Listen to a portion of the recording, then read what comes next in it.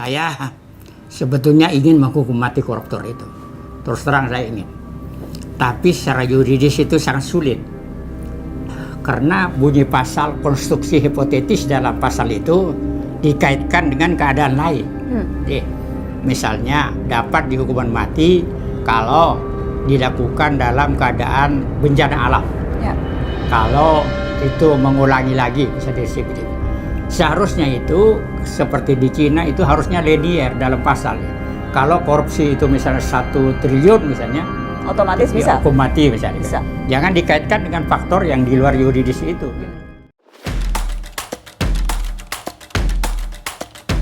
Senin tanggal 28 November tahun 2022, kasus suap Hakim Agung menambah daftar kelam penegakan hukum di Nusantara tercinta.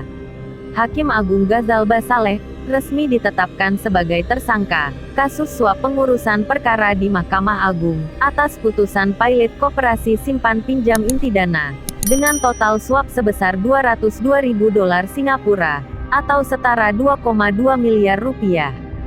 Dikutip dari laman resmi KPK, Ghazalba Saleh diketahui mempunyai harta kekayaan sebesar 7,8 miliar rupiah. Dia tercatat memiliki beberapa tanah di Bekasi, di Surabaya, dan di Bandung. Total 3 aset tanah dan bangunan Ghazalba, senilai 5,2 miliar rupiah. Ghazalba juga memiliki mobil Toyota Avanza tahun 2015, senilai 120 juta rupiah. Tak hanya itu, Ghazalba juga memiliki kas dan setara kas senilai 2,3 miliar rupiah. Agung yang kebetulan di fit and proper di DPR, tentunya hal paling maksimal dari bidang pengawasan yang dilakukan oleh DPR adalah memberikan atau memutuskan mencabut rekomendasi fit and proper dari yang bersangkutan, dan ini kita sudah lakukan.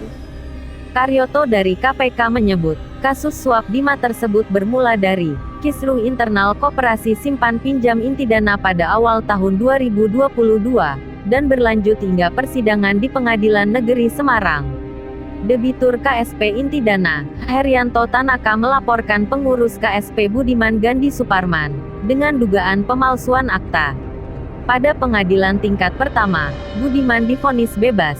Kemudian, pengacara Herianto Tanaka meminta bantuan pegawai MA untuk memuluskan kasus hingga tingkat kasasi. Yosep dan Eko sebagai kuasa hukum HT meminta bantuan Desi Yustria selaku anggota kepaniteraan Mahkamah Agung untuk mengurus perkara itu. Kemudian Ghazalba Saleh, hakim dalam perkara Budiman tersebut, mengabulkan permohonan kasasi tersebut. Dia memvonis Budiman 5 tahun kurungan. Setelah itu, Karyoto menyebut, sebagai realisasi janji pengondisian perkara, kuasa hukum HT menyerahkan uang kepada Desi untuk dibagi rata.